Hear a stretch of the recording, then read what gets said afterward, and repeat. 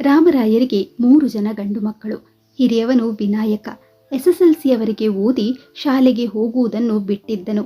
ಎರಡನೆಯ ಮಗ ಅರುಣ ಕಾಲೇಜಿಗೆ ಅಡ್ಮಿಷನ್ ಮಾಡಿದ್ದನು. ಕಿರಿಯ ಪುತ್ರ ವೆಂಕಟೇಶ್ ಎಸ್ಎಸ್ಎಲ್ಸಿ ಪರೀಕ್ಷೆಗೆ ಕುಳಿತಿದ್ದನು. ಒಬ್ಬಳೆ ಮಗಳು ರಶ್ಮಿ. ಅವಳು 10ನೇ ತರಗತಿ ಪಾಸ್ ಆಗಿದ್ದಳು. ಮಕ್ಕಳ ಓದಿನಲ್ಲಿ ಜಾನಕಿ ಪಾಲನೆ ಪೋಷಣೆ ಮಾಡುತ್ತಾ ರಾಮರಾಯರ ಅರ್ಧಾಂಗಿಯಾಗಿ ಸುಖ ಸಂಸಾರದಲ್ಲಿ ಬದುಕಿರುವುದು ಸಂತಸ ತಂದಿತ್ತು. ಬೇಕಾದಷ್ಟು ಐಶ್ವರ್ಯ ತುಂಬಿ ತುಳುಕಿದರೂ ಅವರಿಗೆ ಗರ್ವ ಇರಲಿಲ್ಲ. ಮೃದು ಹೃದಯಿ, ಎಲ್ಲರ ಜೊತೆಗೆ ಸಿಹಿಯಾಗಿ ಮಾತನಾಡುತ್ತಾ ಎಲ್ಲರಿಗೂ ಒಳ್ಳೆಯದನ್ನು ಬಯಸುತ್ತಾ ಗಂಡನ ಸೇವೆ ಮಾಡುವುದರಲ್ಲಿ ಮಮತೆ ಪ್ರೀತಿ ಹೊಂದಿದ್ದಳು. ಬದುಕು ನಿಂತ ನೀರಲ್ಲ, ಹರಿಯುವ ನದಿ. ಹರಿಯುವ ದಾರಿಯಲ್ಲಿ ಎದುರಾಗುವ ಸಣ್ಣ ಪುಟ್ಟ ಬಂಡೆ ಕುಂಟೆಗಳನ್ನು ಒಮ್ಮೊಮ್ಮೆ ಟಕರಾಯಿಸಿ ಒಮ್ಮೆ ಕೊಚ್ಚಿಕೊಂಡು ಮುಂದೆ ಹರಿಯುತ್ತದೆ. ದೊಡ್ಡ ಬಂಡೆ ಅಡ್ಡ ಬಂದರೆ ಅದಕ್ಕೆ ಅಪ್ಪಳಿಸಿ ತಾನೇ ಬೇರೆ ದಾರಿಗೆ ಸಾಗುತ್ತದೆ. ರಾಮರಾಯರ ಬದುಕು ಹೀಗೆ ವಿಸ್ಮಯಕಾರಿಯಾಗಿ ದಿಕ್ಕು ದಿಸೆ ಇಲ್ಲದೆ ಹೊರಟಿರುವುದು ಅವರಿಗೆ ಒಮ್ಮೊಮ್ಮೆ ಮನಸ್ಸಿಗೆ ನೋವಾಗ್ತಾ ಇತ್ತು. ಅವರ ಮನಸ್ಸು ಹೊಯ್ದಾಡಿತು. ಯೋಚಿಸುತ್ತಾ ಜಾನಕಿಗೆ ಹೇಳಿದರು, ಜಾನಕಿ, 100 ಎಕರೆ ಜಮೀನು, ಆಸ್ತಿ, ಸಂಪತ್ತು ಇವುಗಳನ್ನು ಸರಿಯಾಗಿ ಜವಾಬ್ದಾರಿಯಿಂದ ನೋಡಿಕೊಂಡು ಕಾಯ್ದುಕೊಂಡು ಹೋಗುವುದು ಇಂದಿನ ಸಮಯದಲ್ಲಿ ಸಾಧ್ಯವಾಗದ ಮಾತು. ನಾವು ಕಷ್ಟಪಟ್ಟು ಸಂಪಾದಿಸಿ ಆಸ್ತಿ, ಅಂತಸ್ತು, ಐಶ್ವರ್ಯ ಮಾಡಿಟ್ಟಿದ್ದೇವೆ. ನಮ್ಮಲ್ಲಿರುವಷ್ಟು ಶಕ್ತಿ, ತಾಳ್ಮೆ ಈಗಿನ ಹುಡುಗರಿಗೆ ಎಲ್ಲಿದೆ? ಅದೇ ನನ್ನ ಮನಸ್ಸನ್ನು ಕಾಡುತ್ತಿದೆ. ಅಲ್ರಿ, ಸುಮ್ಮನೆ ತಲೆ ಕೆಡಿಸಿಕೊಂಡು ಮೈಯಲ್ಲಿರುವ ರಕ್ತವನ್ನೇಕೆ ಸುಡುತ್ತೀರಿ? 3 ರತ್ನಗಳನ್ನು ನಿಮಗೆ ಕೊಟ್ಟಿದ್ದೇನೆ. ನೀವ್ಯಾಕೆ ಭಯ ಪಡುತ್ತೀರಿ? ಎಲ್ಲವೂ ನೀವು ಹಾಕಿದ ಮಾರ್ಗದಲ್ಲಿಯೇ ನಡೆಯುತ್ತದೆ. ಆ ಬಗ್ಗೆ ನನಗೆ ಆತ್ಮವಿಶ್ವಾಸವಿದೆ. ಮಕ್ಕಳು ಜಾಣರಿದ್ದಾರೆ. ಹೊಲ ಮನೆ ಕೆಲಸವನ್ನು ನೋಡ್ಕೊಂಡು ಹೋಗ್ತಾರೆ. ನಿಮಗೆ ಅಷ್ಟಾದರೆ ಸಾಕು. ನಾನು ಅದನ್ನೇ ಬಯಸ್ತೇನೆ. ಜಾನಕಿ, ಹೂವಿನ ಪಲ್ಲಕ್ಕಿಯಲ್ಲಿ ಕುಳಿತುಕೊಳ್ಳಲು ಯಾರಿಗೆ ಇಷ್ಟ ಇರೋದಿಲ್ಲ? ಅದಕ್ಕಾಗಿ ಎಲ್ಲರೂ ಪ್ರಯತ್ನಿಸುವವರೇ ಹೆಚ್ಚು. ಅದು ಯಾರಿಗೆ ದಕ್ಕುತ್ತದೆ ಎನ್ನುವುದೇ ಮುಖ್ಯ. ನಮ್ಮಂತಹ ಮಕ್ಕಳು ಉಳಿಸಿಕೊಂಡು ಹೋಗುವುದು ಕಷ್ಟ. ನನ್ನ ಮಕ್ಕಳ ಮೇಲೆ ನನಗೆ ವಿಶ್ವಾಸ ಇಲ್ಲ. ಅವರ ಚಟುವಟಿಕೆ ನೋಡಿದರೆ ಅದು ಏನು ಅಂತ ಅರ್ಥ ಆಗುತ್ತೆ. ಅವರಿಗೆ ಸರಿದಾರಿಗೆ ತರಲು ನೀನು ಪ್ರಯತ್ನಿಸಬೇಕು. ಆಗಲೇ ನನ್ನ ಮನಸ್ಸಿಗೆ ನೆಮ್ಮದಿ ಸಿಗುವುದು. ನೀನು ಅದರಿಂದ ಆರಾಮವಾಗಿ ಉಸಿರಾಡಬಹುದು. ಮಕ್ಕಳ ಮೇಲಿನ ಪ್ರೀತಿ, ಮಮತೆ, ಸಲುಗೆಯಿಂದ ಅವರು ಕೆಟ್ಟು ಹೋಗಿದ್ದಾರೆ. ಅವರ ಭವಿಷ್ಯದ ಬಗ್ಗೆ ಯೋಚನೆ ಮಾಡು. ಅಲ್ರಿ, ನೀವು ಮನೆಗೆ ಯಜಮಾನರು. ಮಕ್ಕಳ ಭವಿಷ್ಯದ ಬಗ್ಗೆ ನೀವು ಕಾಳಜಿ ವಹಿಸಬೇಕು. ನಂದೇನಿದ್ರು ಅಡುಗೆ ಮನೆಯ ಕೆಲಸ. ಅಲ್ರಿ, ಮಕ್ಕಳ ಮೇಲೆ, ಗಂಡನ ಮೇಲೆ ಮಮತೆ, ಪ್ರೀತಿ, ಸಲಿಗೆ, ಅಂತಃಕರಣ ಇರದೆ ದಾರಿಯಲ್ಲಿ ಹೋಗುವ ಜನರ ಮೇಲೆ ಉಂಟಾಗಲು ಸಾಧ್ಯವೇ? ಯೋಚನೆ ಮಾಡಿ. ಅಂದ್ರೆ ಮಕ್ಕಳನ್ನು ಕುಳಿತುಕೊಂಡು ಕೆಡಿಸಿದ್ದು ನಾನೇ ಅನ್ನು. ಅದು ನನ್ನ ಕರ್ಮವಷ್ಟೇ. ಹೊಲ ಮನೆ ತೋಟದ ವ್ಯವಹಾರ ನೋಡಿಕೊಳ್ಳಲು ಬಿಡುವೇ ಸಿಗುವುದಿಲ್ಲ. ಅಂಥದ್ರಲ್ಲಿ ಮಕ್ಕಳ ಬಗ್ಗೆ ಯೋಚಿಸಲು ನನಗೆ ಬಿಡುವಿಲ್ಲದಿರುವಾಗ ಅದರ ಜವಾಬ್ದಾರಿ ನಿನಗಿರಬೇಕು. ಮಕ್ಕಳ ಭವಿಷ್ಯದ ಬಗ್ಗೆ ಕಾಳಜಿ ವಹಿಸುವಷ್ಟು ಜವಾಬ್ದಾರಿ ನನಗಿರುವಷ್ಟು ನಿನಗೂ ಇದೆ ಕಣೆ. ಆಯ್ತು ರೀ, ನೀವು ಹೇಳಿದಂತೆ ನಾನು ಸತ್ತು ಸುಣ್ಣವಾಗುತ್ತೇನೆ. ಮಕ್ಕಳು ಮಾತು ಕೇಳುವುದಿಲ್ಲ. ಆಟಕ್ಕೆ, ಸಿನಿಮಾ, ನಾಟಕಕ್ಕೆ ಮೆಚ್ಚಿಬಿಟ್ಟಿದ್ದಾರೆ. ಹೇಳದೆ ಕೇಳದೆ ಇಟ್ಟ ದುಡ್ಡನ್ನು ತೆಗೆದುಕೊಂಡು ಹೋಗ್ತಾರೆ. ನಾನು ಎಷ್ಟು ಅಂತ ನೋಡ್ಕೊಳ್ತಾ ಕೂರಬೇಕು. ಇದ್ದುದರಲ್ಲಿ ರಶ್ಮಿ ಒಳ್ಳೆಯವಳು. ತನ್ನ ಓದು ಬರಹ ಮುಗಿಸಿಕೊಂಡು ನನಗೂ ಕೆಲಸದಲ್ಲಿ ನೆರವಾಗ್ತಾಳೆ. ಆದರೆ ನಿಮ್ಮ ಹಿರಿ ಮಗ ವಿನಾಯಕ ಪೂರ್ತಿ ಕೆಟ್ಟು ಹೋಗಿದ್ದಾನೆ. ಮೊನ್ನೆ ಕಂಠಪೂರ್ತಿ ಕುಡಿದು ಕೈಯಲ್ಲಿ ಸಿಗರೇಟು ಹಿಡಿದು ಸೇದುತ್ತಾ ತೂರಾಡುತ್ತಾ ಒಳಗ್ ಬಂದ. ಇದು 2-3 ದಿನಕ್ಕೊಮ್ಮೆ ನಡೀತಾನೆ ಇರುತ್ತೆ. ಮನೆಯಲ್ಲಿ ತಂದೆ ತಾಯಿ ಬೈತಾರೆ ಅಂತ ಭಯ ಬೇಡ್ವೆ? ಈ ವಿಷಯ ಖುದ್ದಾಗಿ ನಿಮಗೆ ಅರಿವಿಗೆ ಬರಲಿ ಅಂತ ಮುಚ್ಚಿಟ್ಟಿದ್ದೆ. ನಿಮ್ಮ ಮಕ್ಕಳ ಇತಿಹಾಸ ಹೀಗಿದೆ.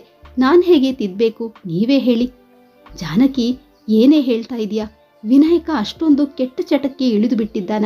ಚೇಚೆ, ಇದು ನನ್ನ ಮನೆತನಕ್ಕೆ ಅವಮಾನ. ನೀನು ಇಲ್ಲಿಯವರೆಗೆ ಯಾಕೆ ಸುಮ್ಮನಿದ್ದೆ? ಎಲ್ಲ ಮೀರಿದ ಮೇಲೆ ನನ್ನ ಮುಂದೆ ಈಗ ಹೇಳ್ತಾ ಇರುವೆ. ಛೇ, ನನ್ನ ಮನಸ್ಸಿಗೆ ಬಹಳ ಬೇಜಾರಾಗ್ಬಿಟ್ಟಿದೆ ಎಂದು ರಾಮರಾಯರು ತಮಗಾದ ನೋವಿನಿಂದ ನೊಂದರು. ಜಾನಕಿ ಮಾತಿನ ಅಂತರಾರ್ಥವನ್ನು ತಿಳಿದು ಮೌನವಾದ ಅವರ ಮನಸ್ಸು ಇನ್ನೂ ಕಲಕುತ್ತಿದೆ. ಮನಸ್ಸು ಒಂದು ಕ್ಷಣ ಸ್ತಬ್ಧವಾಗುತ್ತದೆ. ಜಾನಕಿ ಮಾತಿನಲ್ಲೂ ಮರುಕವಿತ್ತು. ಜಾನಕಿ ಒಳಗೆ ಹೋದ್ಲು. ದೃಷ್ಟಿ ತಾಕಿಸುತ್ತಾ ರಾಮರಾಯರು ಹಾಗೆ ನಿಂತರು. ಒಬ್ಬ ಆದರ್ಶ ಇನ್ನೊಬ್ಬನ ಆದರ್ಶವಾಗದು. ಪ್ರತಿಯೊಂದು ವ್ಯಕ್ತಿಯು ಒಂದು ಸ್ವಯಂಪೂರ್ಣಕ ಘಟಕ. ಜನ್ಮದಿಂದಲೇ ಕೂಡಿ ಬಂದ ಸಂಸ್ಕಾರ ಅವನ ವ್ಯಕ್ತಿತ್ವವನ್ನು ರೂಪಿಸುತ್ತದೆ. ಈ ಸಂಸ್ಕಾರಕ್ಕೆ ಹೊಂದುವ ಆದರ್ಶವನ್ನು ಆರಿಸಿಕೊಂಡು ತನ್ನದನ್ನಾಗಿ ಮಾಡ್ಕೋಬೇಕು. ಆಗ ಅವರ ಬದುಕಿಗೆ ಬೆಲೆ, ಗೌರವ ಬರುವುದು. ರಾಮರಾಯರು ಯೋಚನಾ ದಾಟಿಯಲ್ಲಿ ಮೈಮರೆತು ಕುಳಿತಿದ್ದರು. ಅವರ ಮನದಲ್ಲಿ ದುಗುಡ ತುಂಬಿತ್ತು. ಆವೇಶ ಇಣುಕಿ ನೋಡುತ್ತಿತ್ತು.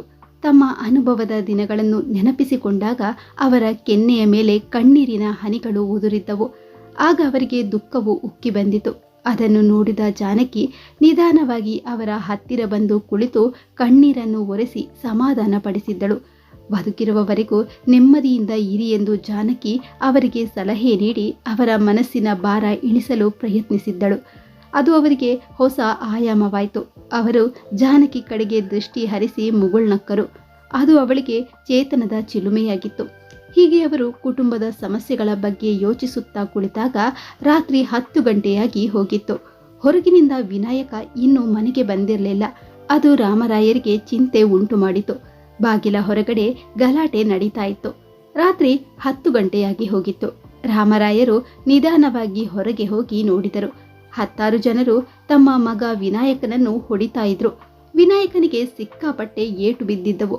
ಮೈಮೇಲಿನ ಪ್ರಜ್ಞೆಯು ಹೊರಟು ಹೋಗಿತ್ತು.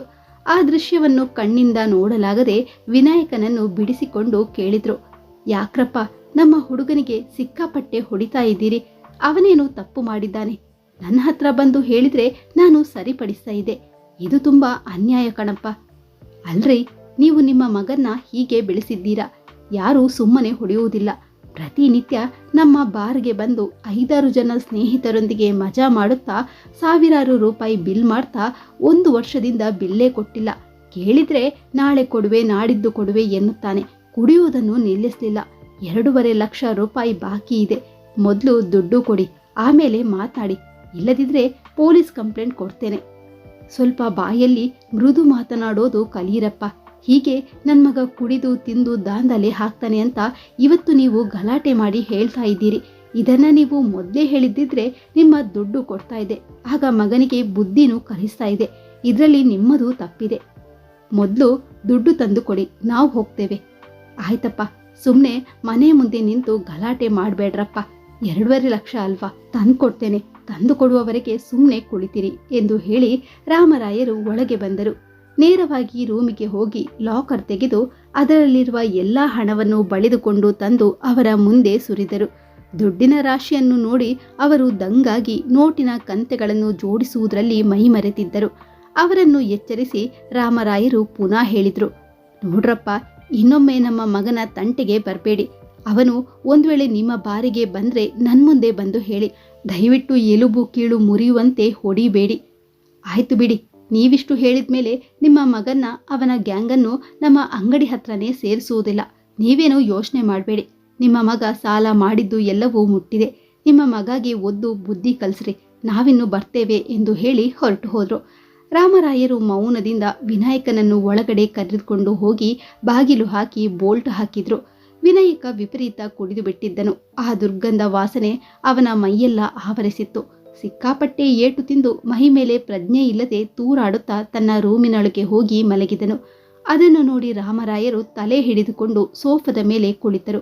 ಜಾನಕಿ ಹಗುರವಾಗಿ ಅವರ ಹತ್ರ ಬಂದು ಕುಳಿತರು. ಅವರ ತಲೆಯ ಮೇಲೆ ಕೈಯಾಡಿಸಿ ಹೇಳಿದ್ರು, ಆವತ್ತು ನಾನು ಹೇಳಿದಾಗ ನೀವು ನನ್ನನ್ನೇ ಬೈದು ಮಕ್ಕಳನ್ನು ದಾರಿಗೆ ತೆಗೆದುಕೊಂಡು ಬಾ ಅಂದ್ರಿ.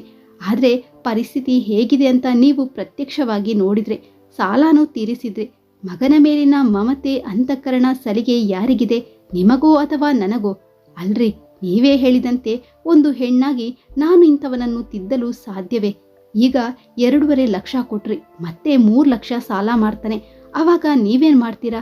ತಲೆ ಮೇಲೆ ಪಂಚೆ ಹಾಕಿಕೊಂಡು ಪುಂಗಿ ಊತ್ತ ಕೂರುವೆ. ಮಕ್ಕಳು ಹೀಗೆ ಹಾದಿ ಹಿಡಿದು ಬಿಟ್ರೆ ನಾನೇನ್ ಮಾಡ್ಲಿ ಜಾನಕಿ?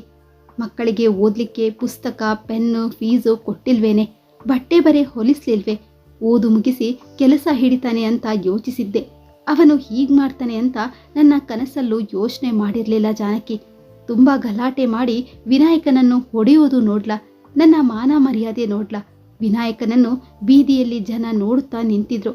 ಅದಕ್ಕೆ ನಾನು ಸೋತು ಬಿದ್ದೆ ಜಾನಕಿ ಎಂದು ಮನನೊಂದು ಹೇಳಿದರು.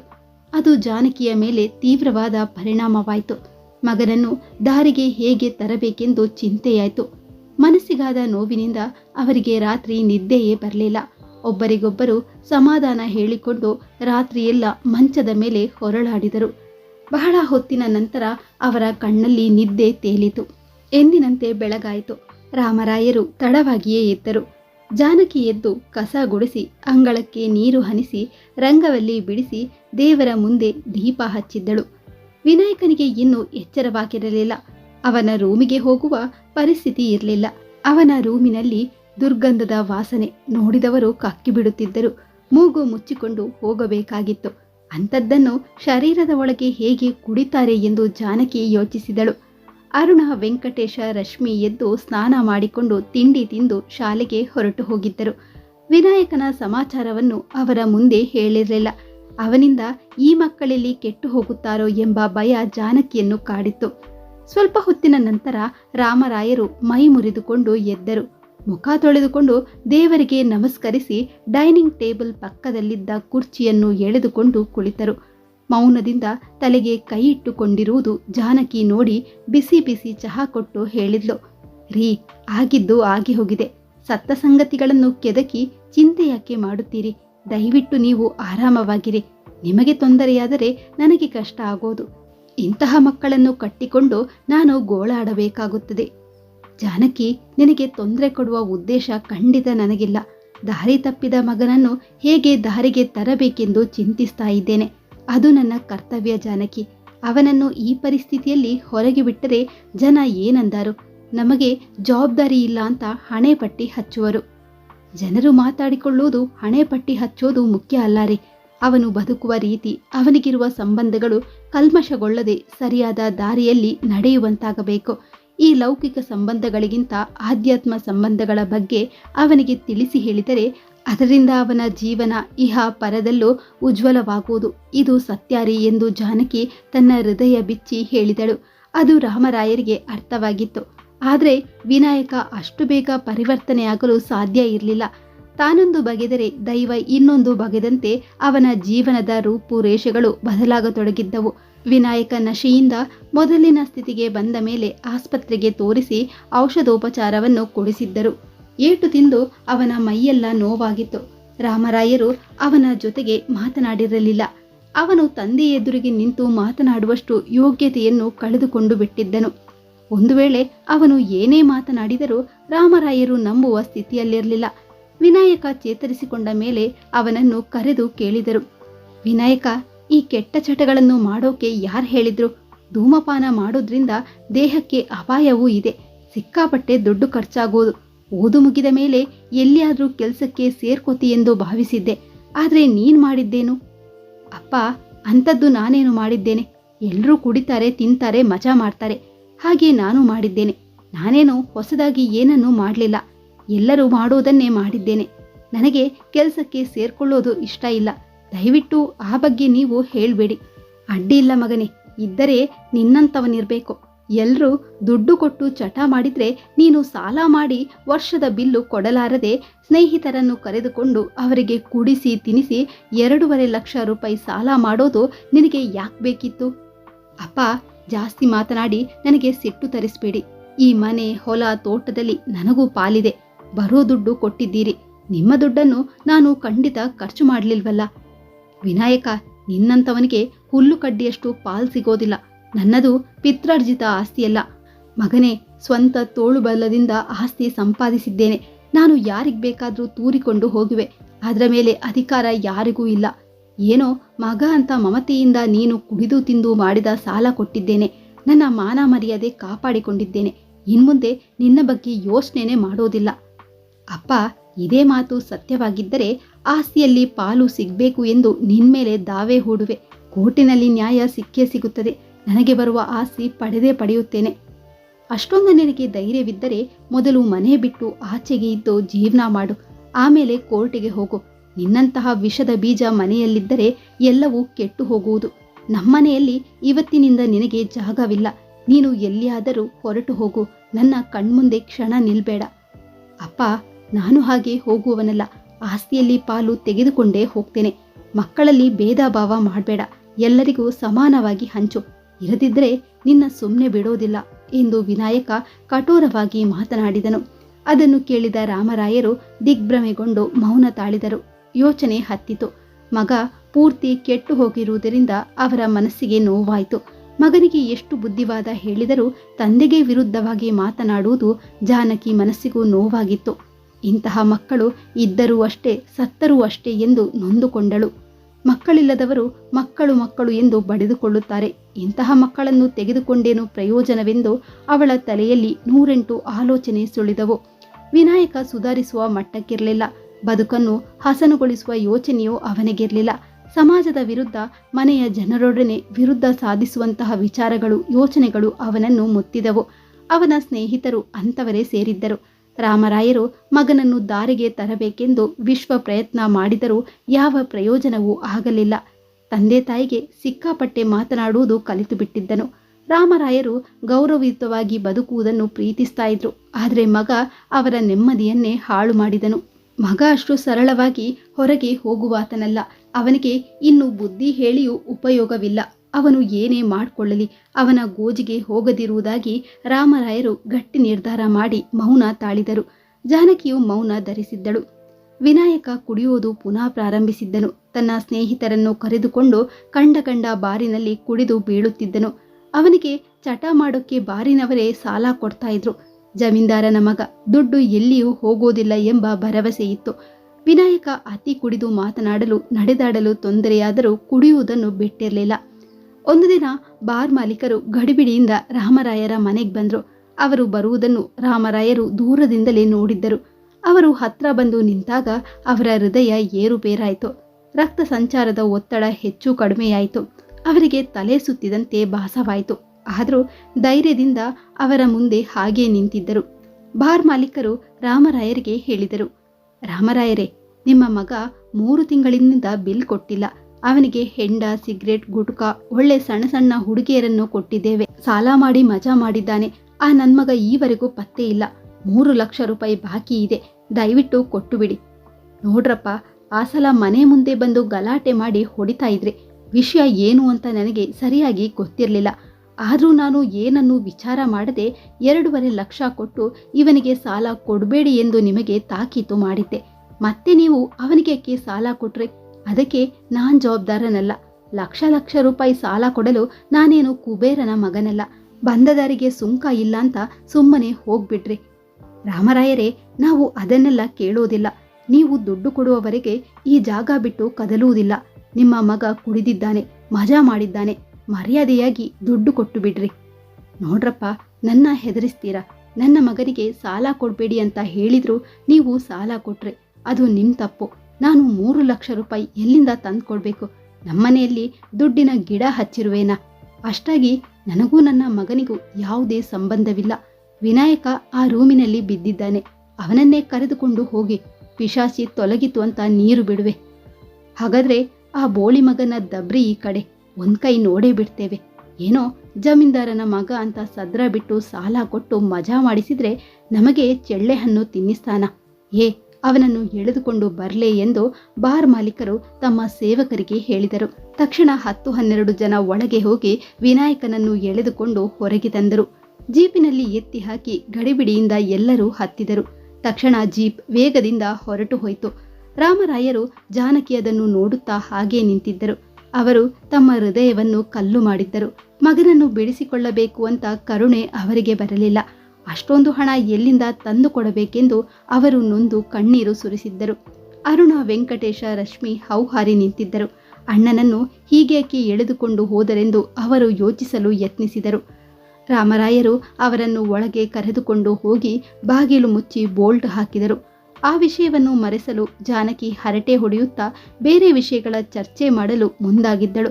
ಅದು ರಾಮರಾಯರಿಗೆ ಸಂತಸ ತಂದರೂ ಮಗನ ಸಂತಾಪದಿಂದ ಮೌನವಾಗಿದ್ದರು. ಬಾರ್ ಮಾಲೀಕರು ದೂರವಿರುವ ಹೊಲದಲ್ಲಿ ಜೀಪು ತಂದು ನಿಲ್ಲಿಸಿದರು. ಅವರಿಗೆ ಸಾಲ ಕೊಟ್ಟು ದುಡ್ಡು ವಾಪಸ್ಸು ಬರದೆ ಕೆಂಡದಂತಾಗಿದ್ದರು. ವಿನಾಯಕನಿಗೆ ಬುದ್ಧಿ ಕಲಿಸಬೇಕು. ಇನ್ನೊಮ್ಮೆ ಇಂತಹ ದಂಧೆ ಮಾಡದಿರಲು ಕಾಲ್ ಮುರಿದು ಕೂಡಿಸಬೇಕೆಂದು ಆಲೋಚಿಸಿ ತಮ್ಮ ಸೇವಕರಿಗೆ ಹೇಳಿದರು. ಆ ಬೋಳಿ ಮಗನ್ನ ಚಾಪಿಯೊಳಗೆ ಸುತ್ತಿ ತಳಿಸಿ, ಆಗ್ಲೇ ಅವನಿಗೆ ಬುದ್ಧಿ ಬರೋದು. ಇನ್ನೊಮ್ಮೆ ಬಡ್ಡಿ ಮಗ ಸಾಲ ಕೇಳಬಾರ್ದು.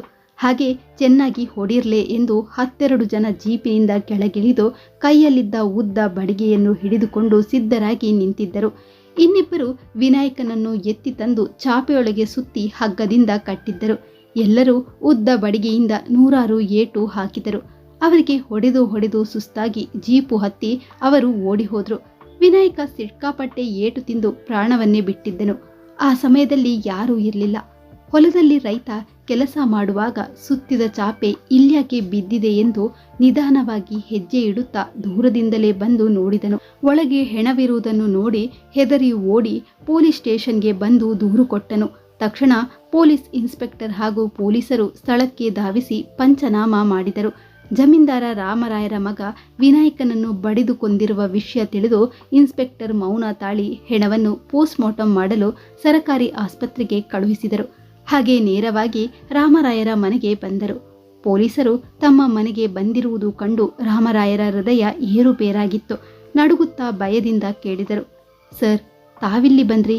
ಕರೆದರೆ ನಾನೇ ಸ್ಟೇಷನ್ಗೆ ಬರ್ತಾ ಇದ್ದೆ. ಜಮೀನ್ದಾರೆ, ನಾನು ಡ್ಯೂಟಿ ಮೇಲೆ ಇಲ್ಲಿಗೆ ಬಂದಿದ್ದೇನೆ. ಕೇಳಿದ ಪ್ರಶ್ನೆಗಳಿಗೆ ಸರಿಯಾಗಿ ಉತ್ತರ ಕೊಡಿ ಅಷ್ಟೇ.